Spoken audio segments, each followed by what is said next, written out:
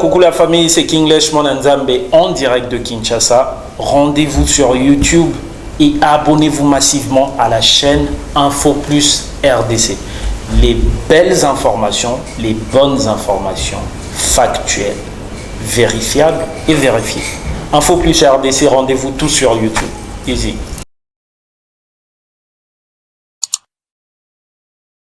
Chers amis abonnés à Info Plus RDC, bienvenue dans ce nouveau numéro Oyo Togolobelabino sur les 16 ans il y a existence, il y a constitution Oyo Izalaki promulguée un certain 18 février 2006. C'est vendredi 18 février 2022. Constitution actuelle il y a RDC et Kokisi 16 ans. Et une manifestation qui est organisée dans le Palais du Peuple par le professeur André Mbata, Wapi a invité qui président de deux chambres à Parlement, Christophe Mbosso Kodia, puis Modeste Bati Lukwebo, Wapi benga qui peut expert en matière et constitution, donc droit constitutionnel. Wapi tout le monde qui présente c'est le professeur Jacques Joly, il peut appeler ça qui a makanisi, mais d'abord qu'on expliquer ezalaki président et l'Assemblée nationale Christophe Mbosso Kodia Wapi a le qui a loi qui peut constitution et puis à la qui peut quelques faiblesses. Ndengi mokope président du Sénat il y a l'obinini constitution na biso ezali na ba problème mike banan basali ki ezana problème o bazolinga te ki ezala appliquer na ninga malamu bango moko ba politicien bango moko ba dirigeant. Pourquoi? Parce que mutu na mutu azali ko interpréter yango na ndenge na ye. Pourquoi? Parce que mutuna mutazana posa et salma c'est lo volonté na ye et ça a toujours un avantage na ye. Donc on ezali ba difficulté oyo constitution na biso ezoki yango to tikeli bino temps bolanda en intégralité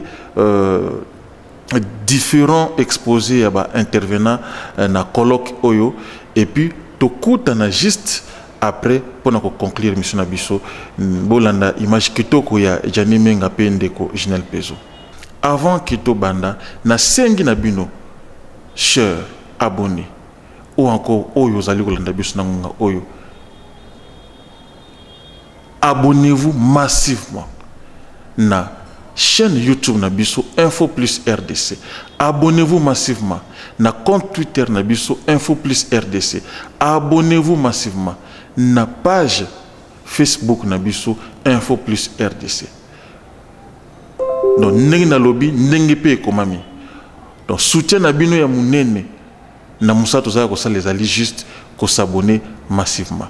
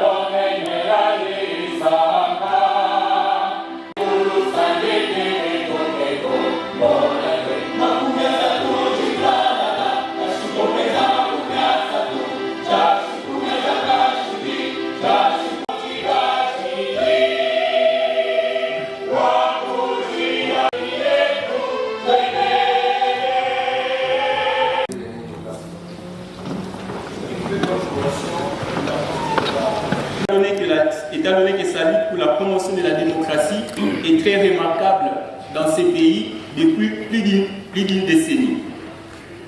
L'IDGPA est né pour répondre à un besoin. En effet, la crise que connaissent les États africains en général et la RDC en particulier est une crise essentiellement de démocratie et de gouvernance. Des études ont indiqué que la gouvernance, que la paix et le développement ne sont possibles qu'avec une bonne gouvernance et la gouvernance démocratique. Et que les véritables États de développement sont en réalité des États démocratiques.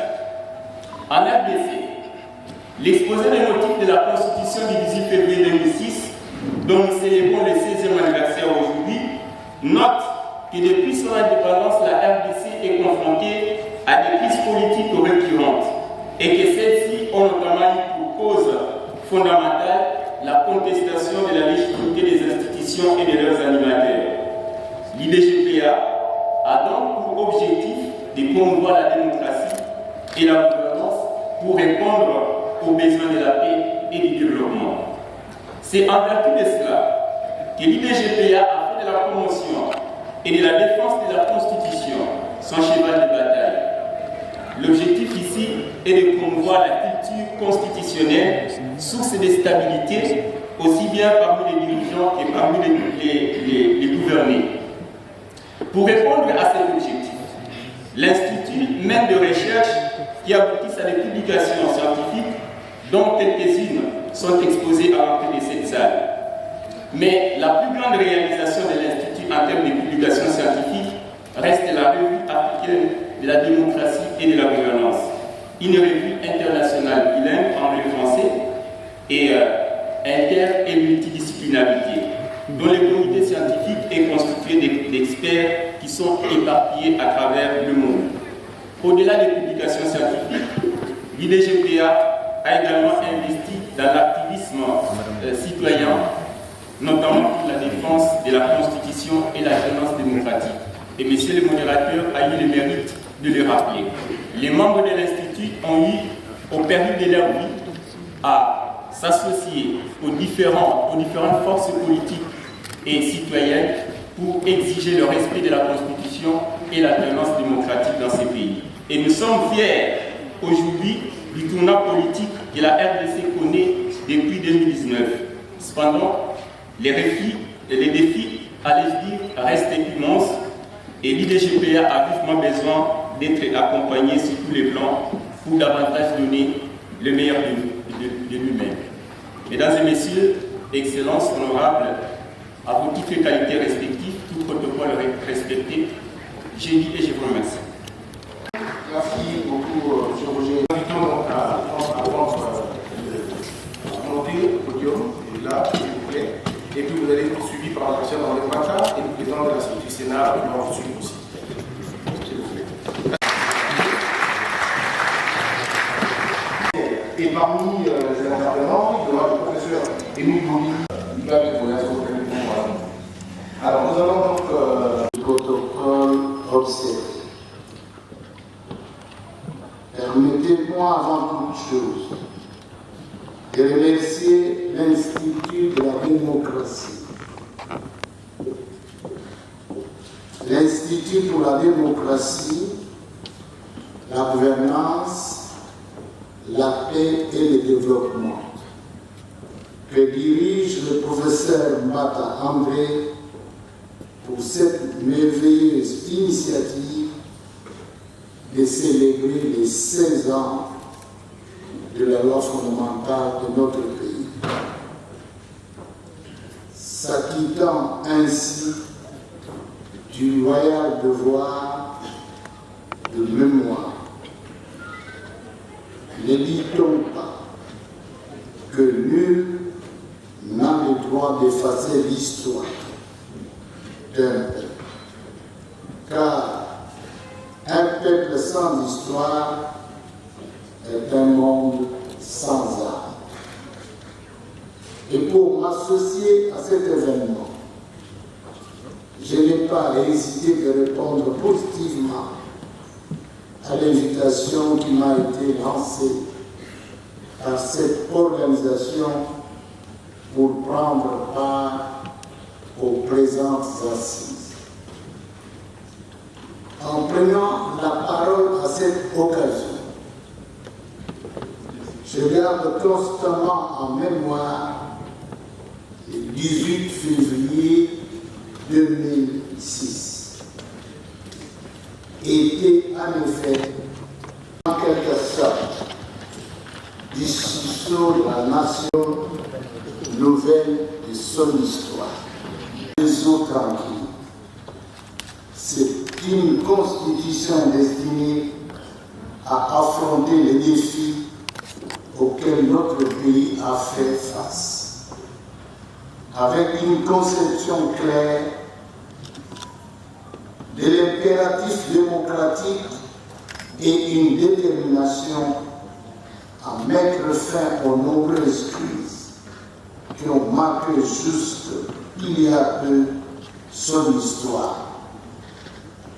Distingués invités, nous considérons souvent les textes constitutionnels avec la révérence craintive du haut rôle qu'elle est appelée à jouer dans un état de droit démocratique et aux conséquences fâcheuses que sa violation peut engendrer.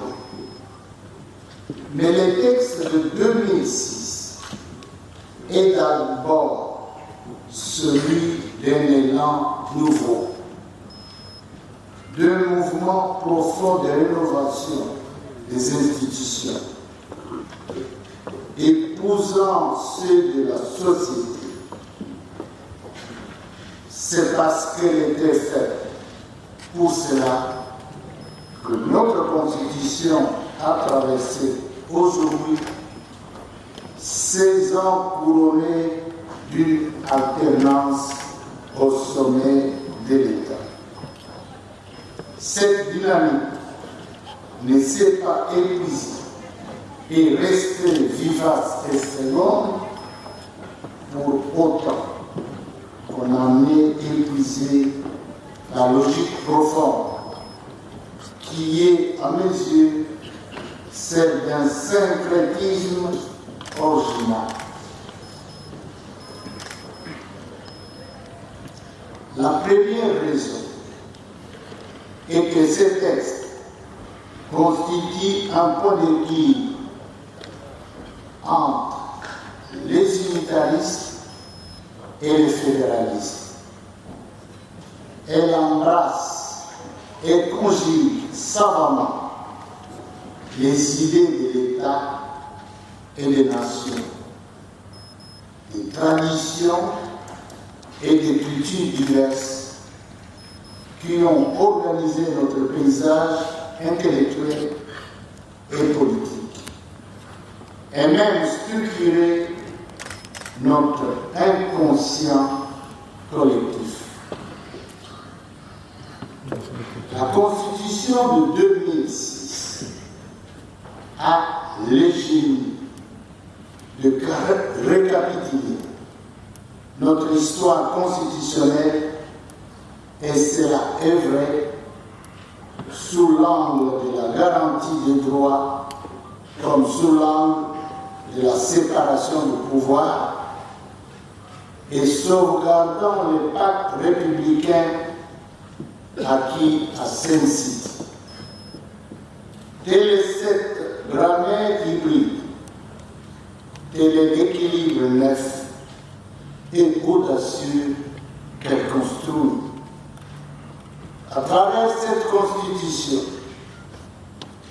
les constituants de 2006 ont réussi à installer ce que Polybe avait théorisé plusieurs siècles avant Montesquieu. Une séparation de pouvoir solidement ancrée dans notre histoire constitutionnelle, quoique brève, qui a permis les avancées de l'état de droit et l'efficacité de l'action que le suffrage universel a favorisé à travers la personne du président de la République, chef de l'État, son Excellence Félix-Antoine Tshisekedi Tshilombo, dans la conduite de la nation.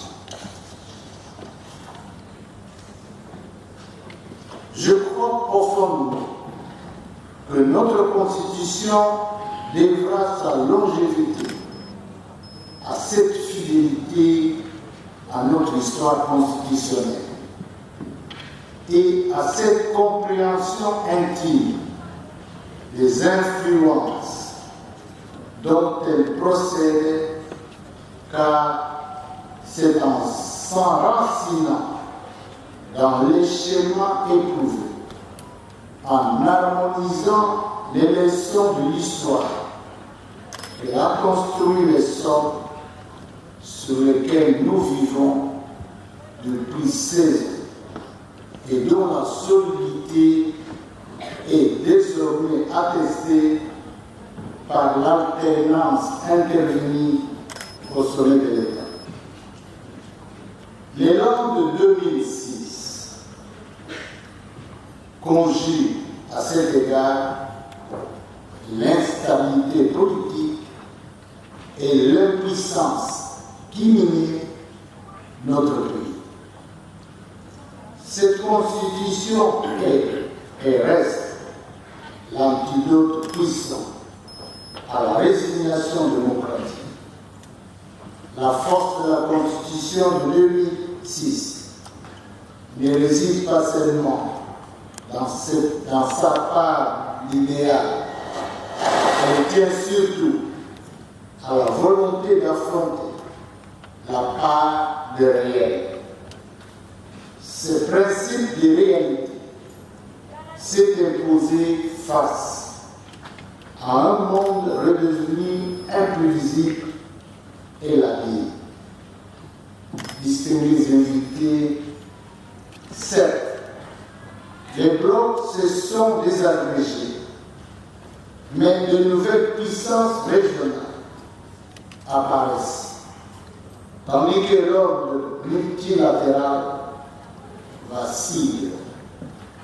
Les technologies bouleversent nos modes de vie et nos rapports sociaux. Le grand basculement du monde est en cours et la défiance à l'égard des institutions et de la politique est tout aussi présente. C'est là un défi constant lancé à notre capacité à devenir inventif dans le monde tel qu'il va, sans brader ce qui nous a fait et qui encore nous unit. Notre responsabilité à cet égard n'est pas de mettre notre Constitution sous cloche, mais d'en faire un fanal et de conserver la force de son élan originel pour répondre encore et toujours aux défis de notre temps en républicain et en démocrate. J'ai cité ce jour, en cette occasion, 3 de ces défis sur lesquels je souhaiterais revenir. Le premier défi est celui de la légitimité et donc du doute profond de nos concitoyens à l'égard de la classe politique. Le second défi, c'est celui de l'efficacité, c'est-à-dire l'aspiration des citoyens à voir l'action publique produire des résultats et non s'enferrer dans une technostructure lente et inefficace. Le troisième défi, c'est celui de la justice, car dans un monde vécu comme inégalitaire, dans une société vue comme bloquée, les Congolais attendent de droits plus protecteurs et plus équitables.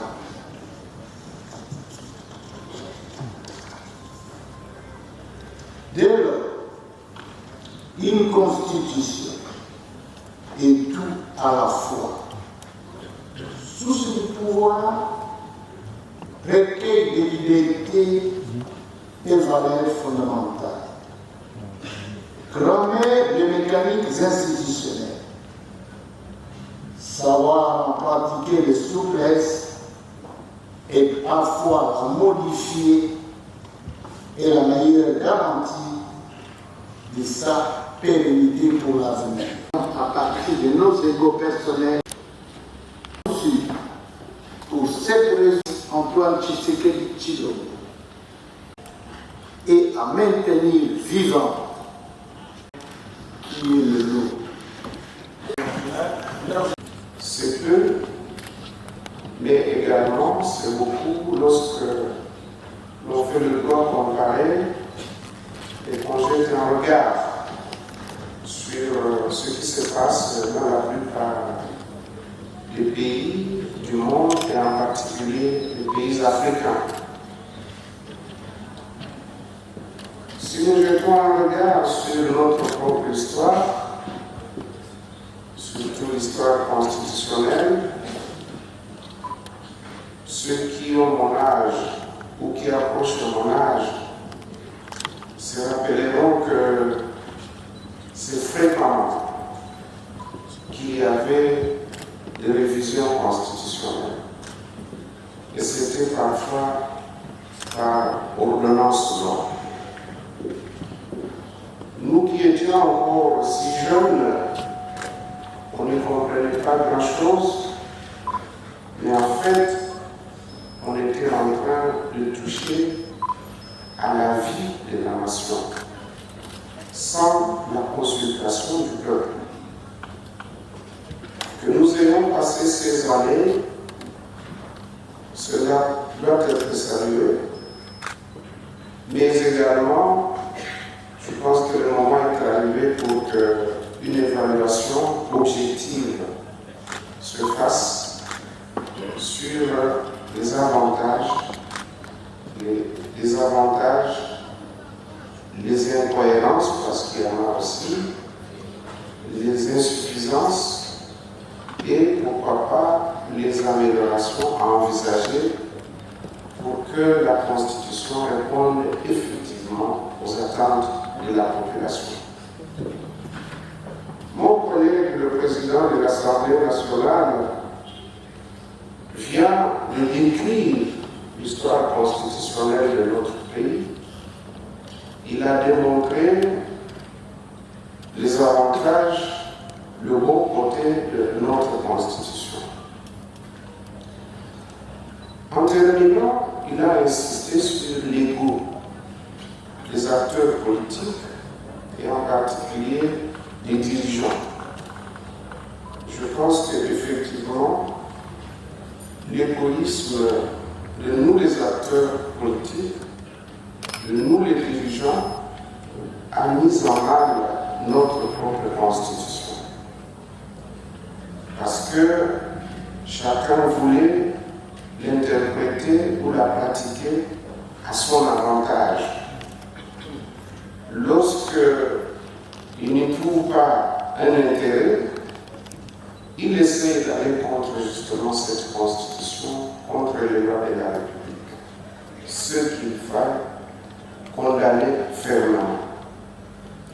les nations dites développées, les grandes puissances d'aujourd'hui, si elles tiennent, c'est parce que justement, il y a cette rigueur-là de la loi.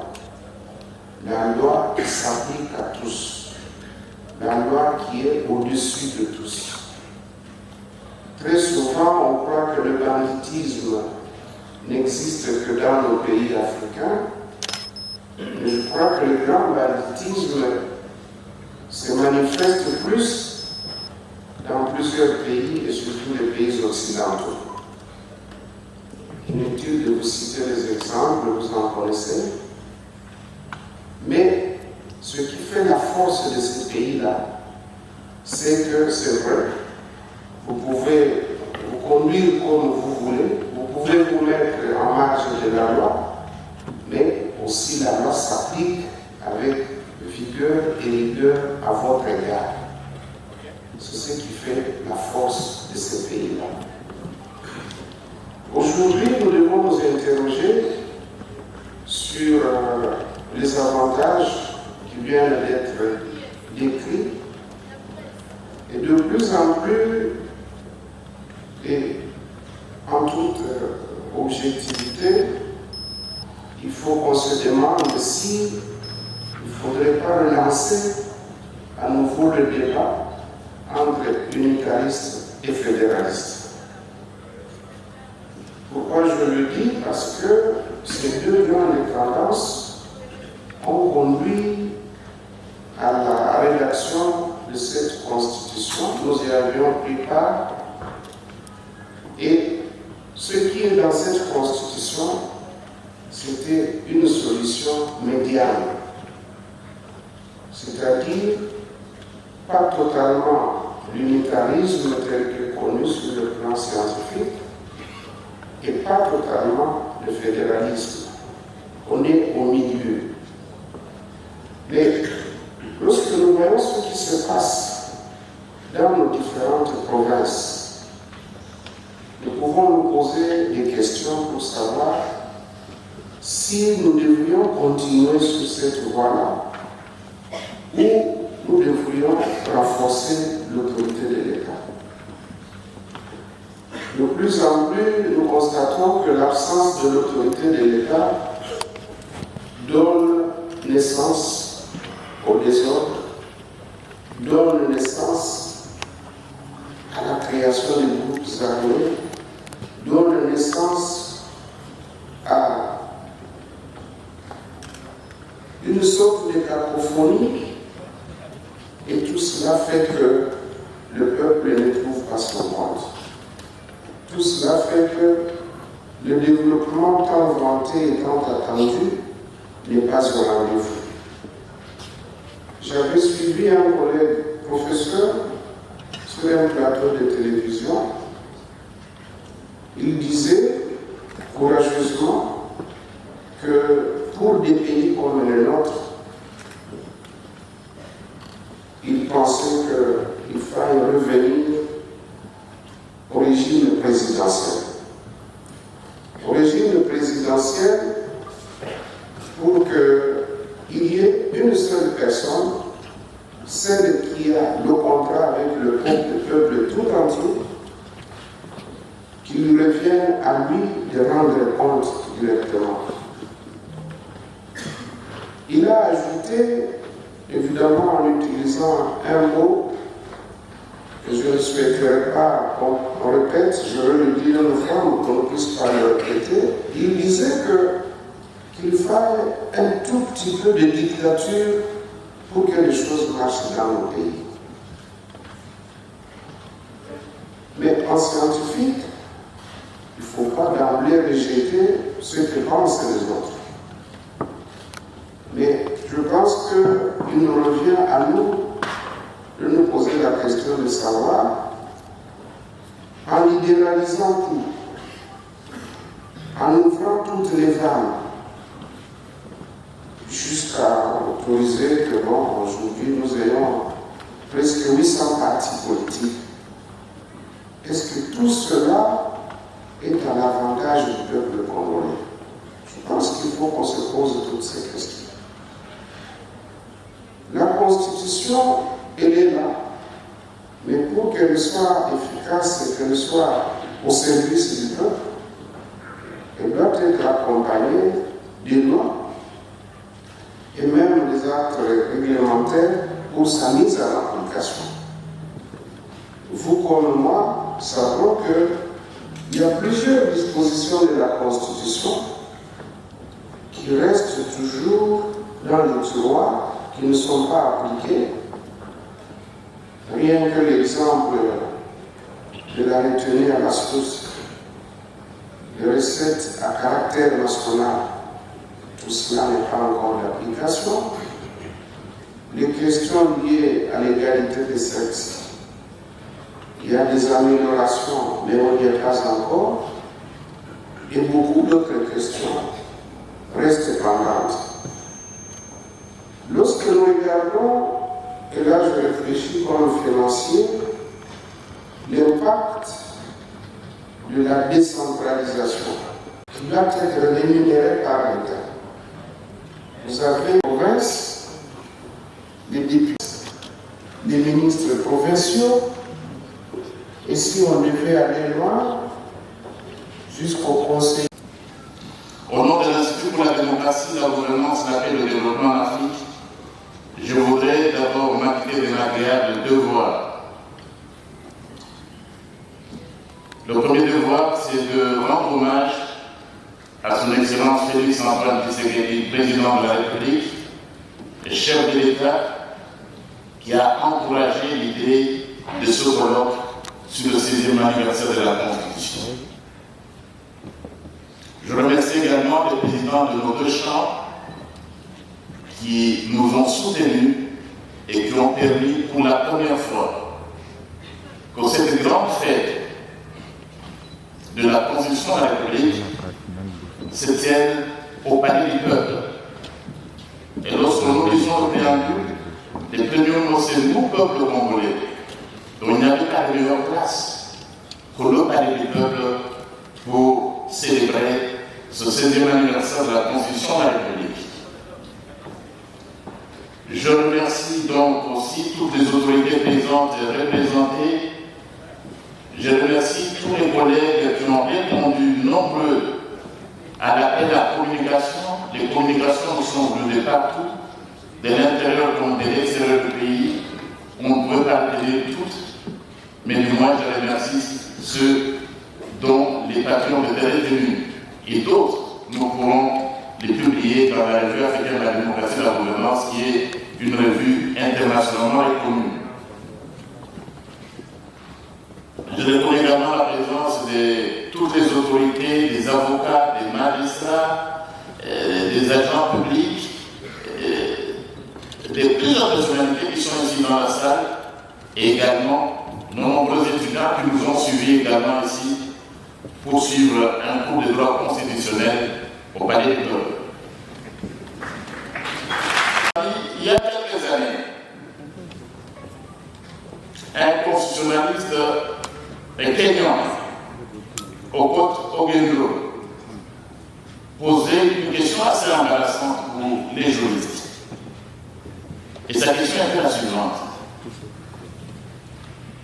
Pourquoi devons-nous perdre le temps à enseigner un document que personne n'applique et qu'on appelle la Constitution?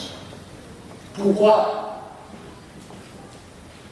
Dans ce questionnement, il était joint par un autre, un conservatrice nigérian, Julius Ovbert, qui posait la même question, qui se disait, lorsqu'en Afrique, il y a un si grand défi, un si grand fossé entre les principes de droit constitutionnel et la pratique sur le terrain, vaut-il vraiment la peine d'enseigner le droit constitutionnel ou de vanter le mérite d'une constitution?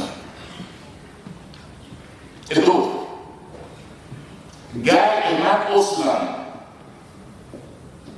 ils étaient du même avis qu'on ne pouvait pas perdre trop de temps à parler de la Constitution parce, et je les cite, les constitutionnalistes congolais, nigériens, ghanéens et d'autres qui prenait beaucoup de temps à écrire, à faire des études savantes sur les constitutions, eh bien, ces experts étaient surpris qu'avant même de terminer nos études sur la Constitution, celle-ci avait cessé d'exister.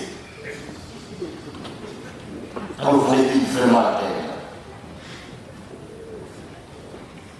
Eh bien, mon propos introductif était intitulé le 16e anniversaire de la Constitution de la République démocratique du Congo du 18 février 2006, les raisons d'une célébration. Et je rejoins là l'honorable président de l'Assemblée nationale et l'honorable président du Sénat qui m'ont bien avancé et qui ont dit, pour s'agissant de cette Constitution de la République, nous avons quand même des raisons de célébrer. Il y a des raisons de célébrer. Et le modérateur l'a bien dit, nous sommes ici non pas pour célébrer un homme, un individu. Nous ne sommes pas ici pour célébrer une personnalité quelconque. Nous ne sommes pas ici pour célébrer un parti politique ou un régime politique. Nous sommes ici pour célébrer l'acte fondamental qui fait la République, c'est la Constitution. Il y a plusieurs raisons de célébrer cette Constitution. D'abord, la Constitution du 18 février 2006 est particulière dans l'histoire constitutionnelle et politique de notre pays. Ainsi que vous le savez, le premier texte qui nous a régi, c'est la loi fondamentale, essentiellement la loi fondamentale relative aux structures du Congo de 1960.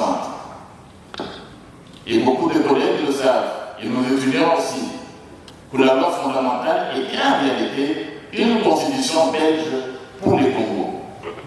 Parce qu'elle était le fruit d'un projet de loi du gouvernement belge. La loi fondamentale était adoptée par le Parlement belge sans aucune participation congolaise. La loi fondamentale était promulguée par le roi des Belges et la loi fondamentale était publiée au Moniteur belge comme n'importe quelle autre loi belge. Eh bien, c'est une loi de la transition entre le Congo belge et le Congo indépendant. Et d'aucuns le savent, il n'a pas fait long feu. Ça fait moins de 5 mois et n'existait plus. Il y a eu le coup d'État, il y a eu cette mauvaise application de notre premier président et ce conflit avec le premier ministre. En octobre 1960, quelques mois après, elle n'existait plus et on est entré dans un cycle de plusieurs textes appelés constitutionnels destinés à régir notre pays. Le deuxième texte fondamental, c'est la Constitution du 1er août 1964, appelée également Constitution de Lougapo. C'était vraiment une constitution congolaise.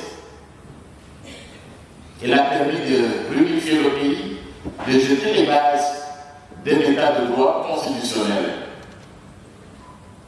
Mais une année après, le 24 novembre 1965, cette constitution avait également cessé d'exister.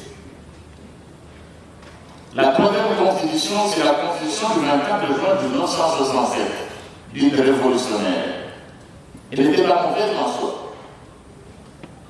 Mais après quelques années seulement, années 70, 1974, le régime qui avait été prévu en termes de principe était louvoyé sur le terrain avec l'avènement de l'institution du parti unique. Et finalement, c'est cette constitution du 8 février, après une longue transition, qui est la troisième à avoir été adoptée par référendum. Pourquoi la célébrer? Nous la célébrons parce que c'est elle qui constitue la République. C'est elle qui nous permet d'exister à ce moment. C'est actuellement celle qui nous permet, qui jette les bases sur lesquelles nous pouvons nous permettre de revivre et de travailler pour bâtir un pays plus beau qu'avant. C'est cette constitution, après tout, qui a permis également l'alternance avec cette passation de pouvoir entre l'ancien président et le nouveau. Cette passation de pouvoir, cette alternance politique ne pouvait être possible que grâce à cette constitution et aussi les libertés dont je suis en témoin, elles sont grandes, surtout dans le domaine civil et politique. Ces libertés nous ne pouvions pas inclure l'une de ces constitutions. Et puis c'est une constitution de 2006. Nous sommes 16 ans après.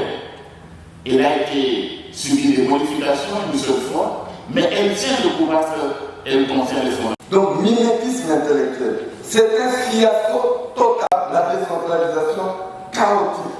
Aggravé par cette décentralisation, l'ancien gouverneur ici, n'est-ce pas, ils sont certainement que de gouverner une province. Parce que vous allez avoir affaire à un maire de la ville, Mobutu, vient, je fais un discours à Chiluba, il s'énerve, pourquoi on a envoyé un Chiluba ici? Quand on lui dit que je suis le Kisangani, il s'exclame, il dit, c'est ça la génération bien père. Aoukikuna, Aïkoulouba, Chiluba, Oyawa, Abokendekuna, etc. Tout ça n'existe plus aujourd'hui.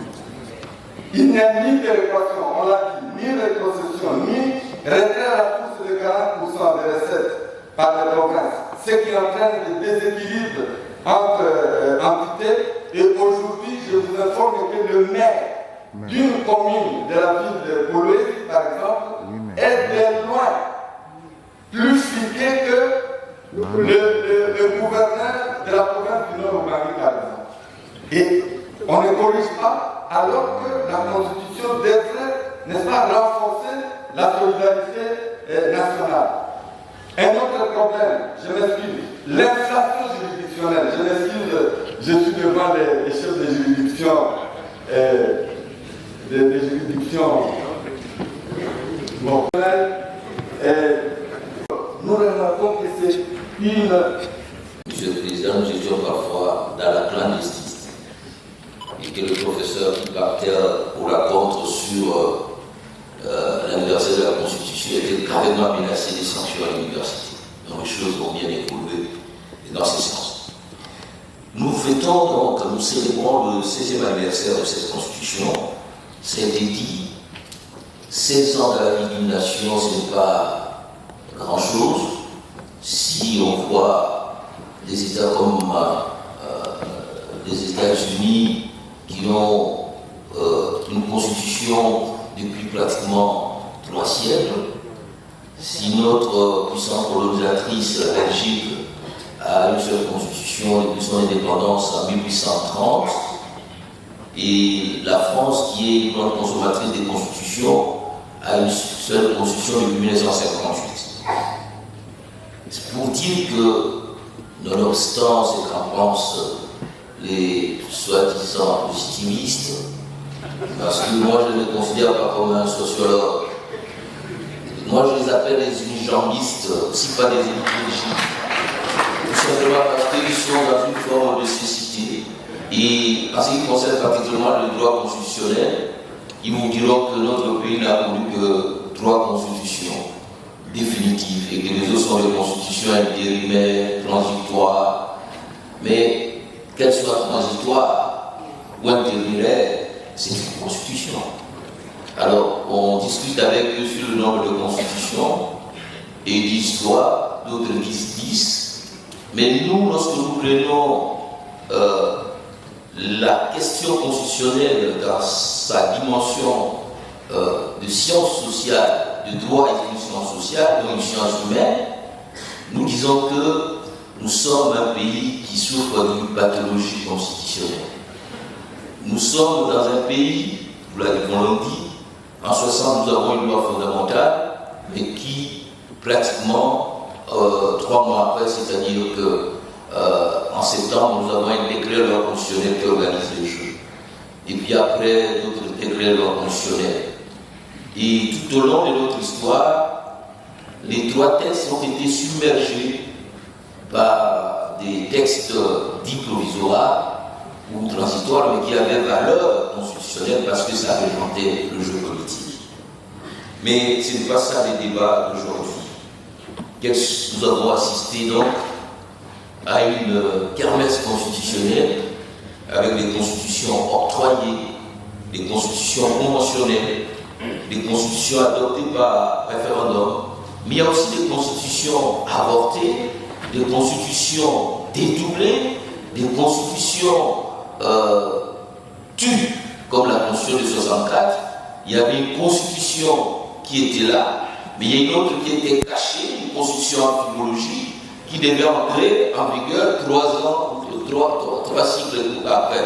C'est-à-dire, nous avons une constitution de la République démocratique du Congo, mais qui va s'évoluer en constitution de la République fédérale du Congo. Donc il ne fallait pas parler de fédéralisme pour ne pas choquer les autres. Donc nous avons connu beaucoup de constitutions. Et la constitution du 18 février 2006, c'est une constitution qui est une exception. 16 ans. Il y a eu beaucoup d'attaques. Il y a eu une seule tentative de homicide en 2011, mais nous avons résisté. Le peuple d'abord a résisté. Souvenez-vous, en 2015, la marche congolaise pour, n'est-ce pas, refuser la révision constitutionnelle. Nous avons résisté pour qu'il n'y ait pas un 3e mandat. Et cette constitution a permis qu'il y ait 3 cycles électoraux.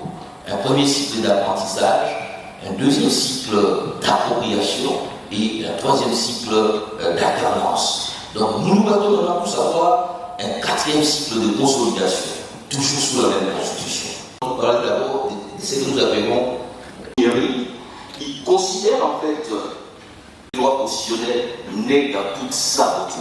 Alors, l'ingénierie constitutionnelle de 2006, la langue officielle est le français. Ces langues nationales sont le Kikongo, le Lingala, le Swahili et le Chiluba. Et dans son article 142 alinéa 2, on nous parle de la diffusion de la loi chaque fois qu'elle est adoptée et promulguée dans les 60 jours qui suivent dans les 4 langues nationales du pays. Ça fait 16 ans que cette constitution n'a pas sa version officielle en langue nationale. Et le contenu du message doit être, n'est-ce pas? Est-ce que nous avons réussi ces réformes? Pensez-vous que la révision de notre constitution sur ces matières nous amènera à franchir la ligne rouge? Ici, je m'adresse principalement au président de l'Assemblée nationale et au président du Sénat. Si la réponse est non, alors faisons-le maintenant avec votre législature. Je vous remercie. Professeur, au nom de la laïcité, veut-on interdire aux religieux, là je reprends vos mots, aux religieux d'intervenir, je ferme guillemets, d'intervenir dans les débats de société en termes d'opinion constructive d'une éthique de société sans s'aborder la laïcité elle-même? Président de la République, l'indépendance du pouvoir judiciaire, le pluralisme politique et syndical ne peuvent faire l'objet d'aucune révision constitutionnelle.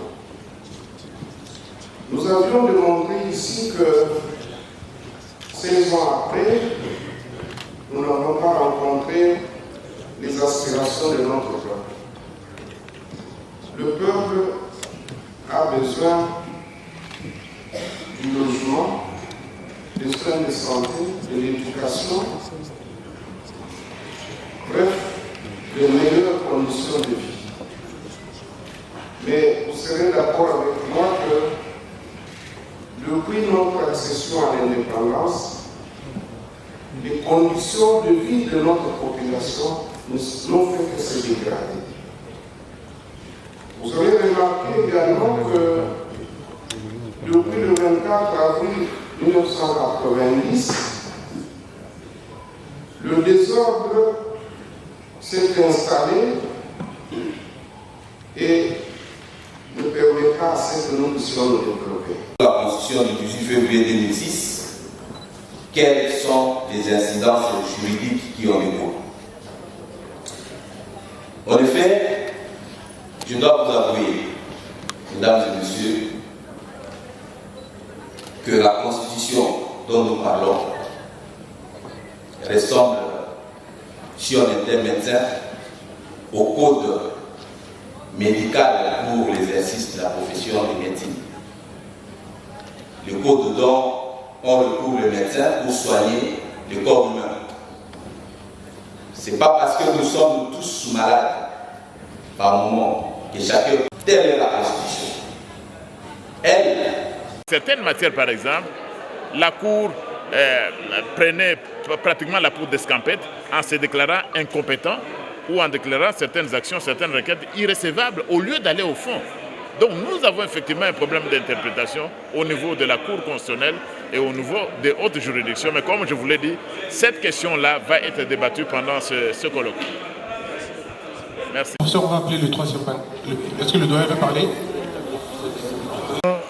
D'anniversaire de la Constitution de la République démocratique du Congo, c'est un événement. Un événement, pourquoi? Parce que depuis 1960, on en a connu plusieurs constitutions. Mais celle-ci a duré 16 ans et a connu ce qu'on appelle communément une alternance pacifique au sommet de l'État. Donc c'est un événement qu'il faut célébrer. Mais pendant que nous célébrons cela, il faut aussi reconnaître que la Constitution n'est pas parfaite, qu'il y a des hauts et des bas, qu'il y a des points forts et des points de faiblesse. Et ce que j'ai retenu de ces discussions, c'est que la Constitution n'est pas inamovible. Il y a des aspects de la Constitution qui peuvent être revus, qui peuvent être réexaminés pour pouvoir la parfaire. Maintenant, la question est de savoir comment le faire. Comment le faire? Je crois que les participants ont évoqué le fait d'abord qu'il n'y a pas de ligne rouge dans notre Constitution. S'il y avait une ligne rouge, ça ne s'appliquerait qu'à l'article 220 de la Constitution qui est bien spécifique. Toutes les autres matières sont ouvertes à révision. Et moi particulièrement, je suis très heureux d'entendre cela sortir de la bouche du président de l'Assemblée nationale et du président du Sénat. Pourquoi? Parce que, comme vous le savez, la proposition de loi que nous avons faite pour verrouiller l'accès aux fonctions de souveraineté nationale et aussi pour l'irrévocabilité de la nationalité congolaise, ces deux aspects touchent aux articles 10 et article 72 de la Constitution. Et d'après les discussions que nous avons, ces articles-là ne sont pas frappés de lignes rouges. Elles peuvent être révisées à tout moment, bien sûr si les députés nationaux et les sénateurs donc se mettent d'accord. Donc je suis particulièrement heureux de pouvoir retenir ce point-là de ces discussions de ce matin. Elle, c'est celle qui maintient la paix dans le pays, qui garantit le bon fonctionnement des institutions et une constitution à laquelle tout le monde adhère, je veux dire le peuple congolais. Le problème dans notre pays, c'est que les lois sont très bonnes sur papier et la plupart du temps, le peuple ne connaît pas ces lois-là. Quelqu'un a évoqué le fait que, par exemple, la Constitution elle est écrite en français et qu'elle n'a jamais été traduite donc, dans les langues vernaculaires, en Chiluba, en Lingala, en Kikongo et en Swahili. Il est important que tout le monde, pas seulement les scientifiques, pas seulement l'élite congolaise, mais tout le monde comprenne de quoi il s'agit. Et pour le faire, il faut qu'on puisse ramener la Constitution au niveau des langues qui sont comprises par la majorité des Congolais. On a assuré le bon fonctionnement des institutions jusqu'à présent. Comme je disais tout à l'heure, qu'il y a eu alternance au sommet de l'État sous la Constitution donc, actuelle.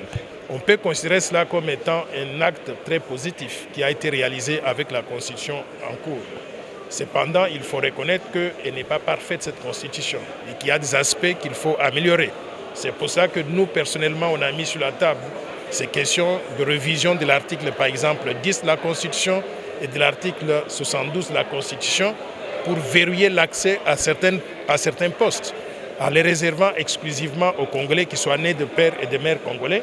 Pourquoi? Pour protéger la souveraineté nationale, pour éviter qu'il y ait infiltration au sommet de l'État et surtout pour s'assurer que ce pays sera toujours dans les mains des Congolais authentiques. Cela n'exclut pas que tous les autres Congolais qui ne sont pas 100% Congolais, ceux qui ne sont pas de pères et de mères congolais, cela n'exclut pas le fait qu'ils continuent à être Congolais, ils bénéficient de tous les avantages et de tous les droits en tant que citoyens donc, du pays. Aussi. Oui. 16 ans après, moi je crois que c'est déjà très intéressant. La démocratie fait son bonhomme de chemin et elle doit être consolidée. en exerçant, il y a des réalités qu'on découvre. On est confronté à des réalités et c'est ainsi que la société fonctionne. Elle doit s'améliorer. C'est au contact des réalités, pendant l'exercice, en appliquant ce qu'on a prévu, on se rend compte qu'il y a des ajustements qu'il faut opérer. Alors, le forum de ce jour, il est très important. Pourquoi? Parce qu'il a réuni, lorsque je parcours la liste des acteurs invités dans les panels, je trouve qu'il y a des gens qui ont une longue expérience. Et je trouve aussi qu'il y a de l'expertise. Et c'est de ce choc-là que jaillit la lumière. Et nous pensons que c'est un exercice. Je crois n'avoir pas perdu du temps. Je crois que c'est une très bonne chose. Et vous, la presse, vous avez filmé, vous continuez à filmer. Je crois que vous devez projeter, vous devez faire la promotion de la démocratie, faire la promotion de la Constitution, faire la promotion de tous ces débats ici, parce que ce n'est pas destiné qu'aux scientifiques, encore moins aux intellectuels seuls. Mais il faudrait que la population, le souverain primaire, puisse s'en imprégner. Alors, il faut trouver des mécanismes, parce que ça s'est fait en français, mais j'aurais souhaité que, pour une meilleure compréhension, que ça soit interprété dans des langues, et puis organiser des grandes réunions. Il y a des grands professeurs ici. Vous les invitez pour qu'ils viennent parler en langue, ceux qui parlent en français ici, pour que la grande majorité de notre peuple puisse comprendre. Voilà notre réaction, mais nous remercions, nous félicitons le professeur André Mbata d'y avoir pensé. Nous félicitons le président de la République pour avoir patronné ce grand événement. Et je crois qu'il est vraiment le grand défenseur de l'état de droit. Et c'est une bonne chose. Et nous, la société civile, nous avons voulu honorer cette grande idée, ce grand anniversaire, en marquant de notre présence. C'est une approche qui revient au professeur Bongeli. Et je crois que la société s'est construite par le choc d'idées, par ce que nous appelons la société civile le paradigme diabolique de changement, le paradigme, excusez-moi le terme, le paradigme dialogique de changement. C'est-à-dire le changement s'opère par le dialogue. C'est par le dialogue. Et une société vivante, elle fait ou elle facilite que les différentes options, les différentes idées soient appliquées. Et vous voyez ici, j'ai vu, on est revenu même sur certaines pratiques. Bien sûr, déjà passées, mais il y a des grandes leçons qu'on a pu administrer pour dire non, ne faites plus jamais ça, faites ceci. Alors moi je crois que la société civile, c'est l'assiette même de la vie. Et la vie a ses fluctuations. Je crois que ce n'est pas du désordre. Nous sommes dans un domaine qui échappe peut-être les hommes de droit. Oui, c'est normal qu'ils pensent que c'est un désordre. Mais la société, lorsqu'elle vit, elle est en ébullition. Et cette ébullition-là, ce n'est pas un désordre. C'est ça même le sens de la vie. Oui. Totondi bino botondi parce que bouti kolanda en intégralité événement munene boyoki banane balobi. En commençant par le président de l'Assemblée nationale, Christophe Mbosso Kodja, et puis boyoki président du Sénat, boyoki professeur André Mbata, boyoki professeur Jacques Joly, boyoki professeur Émile Bongeli, boyoki Noël Tchani, oyo azali d'accord pour la révision de la constitution, mais va intégrer loi na yewana oyo pesa qui créa qui polémique par-ci par-là loi oyo to bingagiango loi ya congolité et to mona ki bisusu réaction ya ndeko Christopher Ngoy bolandi na lignée nyonso mutu na mutu. Donc est-ce que vous allez pour au contre révision de la constitution oyo boyoki procès Jacques Jola bino constitution oyo et memi biso na 3 élections et puis mutu nyonso azozonga toujours point moko ke kaka na constitution wana et memi biso alternance pacifique na tête ya pays donc ezali constitution lokola ba constitution nyonso te nde yango bolandi bango nyonso na limimia et j'espère bien que Obazana posa ya ko travailler en collaboration avec Info Plus RDC d'abord ko hésiter ko s'abonner massivement na chaîne Nabiso Info Plus RDC et surtout ba numéro Nabiso oza ko mona wana tozana posa ya soutien na bino tozana posa ya collaboration na bino ba o nyonso ba ko mona ki service o toza ko rendre na Congo démocratique ezali service moko important bazana posa ya ko joindre biso ba numéro za wana ou encore ko rejoindre biso ba numéro pe ezali wana tozana pona mutu nyonso tozana te pona ko sala pona kam moko boy nono biso tout tozali au service ya peuple congolais to remercier ndeko Jinel Pezo to remercier ndeko Jani Menga pona ba image kitoko to remercier bino nyonso ba oboza ko landa biso partout dans le monde. Merci na ba message ya soutien oyaka à tout moment ba critique na bino to sala refo ya ko salela ngo to kutani susu na prochain numéro na sengi na bino cher abonné ou encore oyo zali ko landa biso na ngonga oyo abonnez-vous massivement na chaîne YouTube na biso Info Plus RDC. Abonnez-vous massivement na compte Twitter na biso Info Plus RDC. Abonnez-vous massivement na page Facebook na biso Info Plus RDC. Donc ndenge na lobby ndenge pe ekomami. Donc soutien na bino ya munene na musato za ko sala les ali juste ko s'abonner massivement. Coucou la famille, c'est Kinglish Monanzambe en direct de Kinshasa. Rendez-vous sur YouTube et abonnez-vous massivement à la chaîne Info Plus RDC. Les belles informations, les bonnes informations factuelles, vérifiables et vérifiées. Info Plus RDC, rendez-vous tout sur YouTube. Easy.